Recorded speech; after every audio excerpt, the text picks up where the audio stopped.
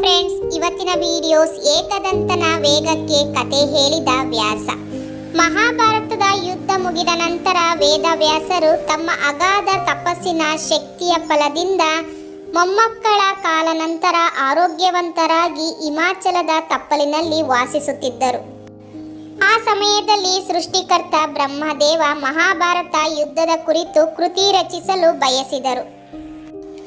ಈ ಶ್ರೇಷ್ಠ ಕೃತಿ ಬರೆಯಲು ಆ ಮಹಾಯುದ್ಧದ ಪ್ರತ್ಯಕ್ಷದರ್ಶಿ ಮತ್ತು ಅಲ್ಲಿ ಬರುವ ಪ್ರತಿ ಪಾತ್ರವನ್ನು ಹತ್ತಿರದಿಂದ ನೋಡಿರುವ ವೇದವ್ಯಾಸರಿಗಿಂತ ಶಕ್ತಿ ವ್ಯಕ್ತಿ ಇನ್ನೊಬ್ಬರಿಲ್ಲ ಎಂದು ಅರಿತ ಅವರು ವೇದವ್ಯಾಸರ ಎದುರು ಪ್ರತ್ಯಕ್ಷರಾಗಿ ಕೃತಿ ರಚಿಸಲು ಕೇಳಿದರು.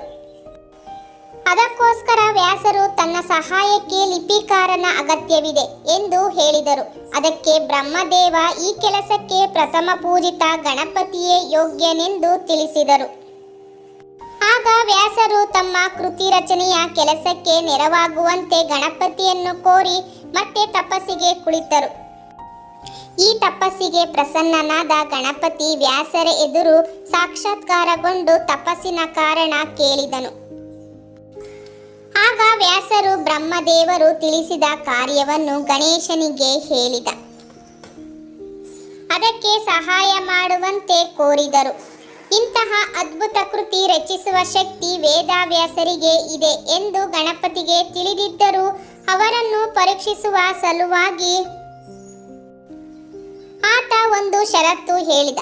ವ್ಯಾಸರು ಯಾವುದೇ ಕಾರಣಕ್ಕೂ ಕತೆ ಹೇಳುವುದನ್ನು ಮಧ್ಯದಲ್ಲಿ ನಿಲ್ಲಿಸಬಾರದು.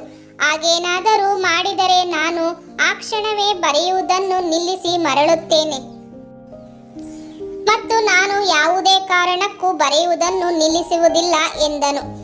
ವ್ಯಾಸರಿಗೆ ತಮ್ಮ ಶಕ್ತಿಯ ಅರಿವಿದ್ದರೂ ಗಣಪತಿಯ ವೇಗಕ್ಕೆ ಕತೆ ಹೇಳಲು ಸಾಧ್ಯವೇ ಎಂಬ ಸಂಶಯ ಮೂಡಿ ಅದಕ್ಕೊಂದು ಉಪಾಯ ಮಾಡುತ್ತಾರೆ.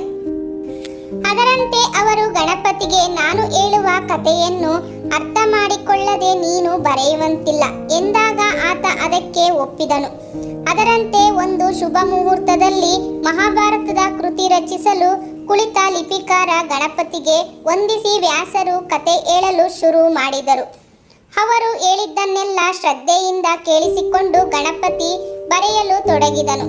ವ್ಯಾಸರು ತಮ್ಮ ಉಪಾಯದಂತೆ ತಮಗೆ ಕ್ಷಣಿಕ ವಿಶ್ರಾಂತಿ ಬೇಕೆನಿಸಿದಾಗ ಕಷ್ಟಕರವಾಗಿರುವ ಮತ್ತು ಯೋಚನೆಗೆ ಹೊರೆ ಹಚ್ಚುವಂತಹ ವಾಕ್ಯಗಳನ್ನು ಹೇಳಿ ಅದನ್ನು ಗಣಪತಿ ಅರ್ಥೈಸಿಕೊಳ್ಳಲು ತೆಗೆದುಕೊಳ್ಳುವ ಸಮಯದಲ್ಲಿ ವಿಶ್ರಾಂತಿ ಪಡೆದು ಮತ್ತೆ ಕತೆ ಹೇಳುವುದನ್ನು ಮುಂದುವರೆಸಿದರು.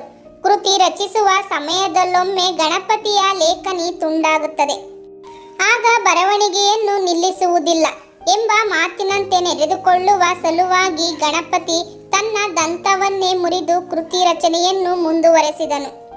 ಹೀಗೆ ವರ್ಷಗಟ್ಟಲೆ ವ್ಯಾಸರು ಕತೆ ಹೇಳುವುದನ್ನು ಮತ್ತು ಗಣಪತಿ ಬರೆಯುವುದು ಮುಂದುವರೆದು ಶ್ರೇಷ್ಠ ಕೃತಿಯೊಂದು ರಚನೆಯಾಗುತ್ತದೆ.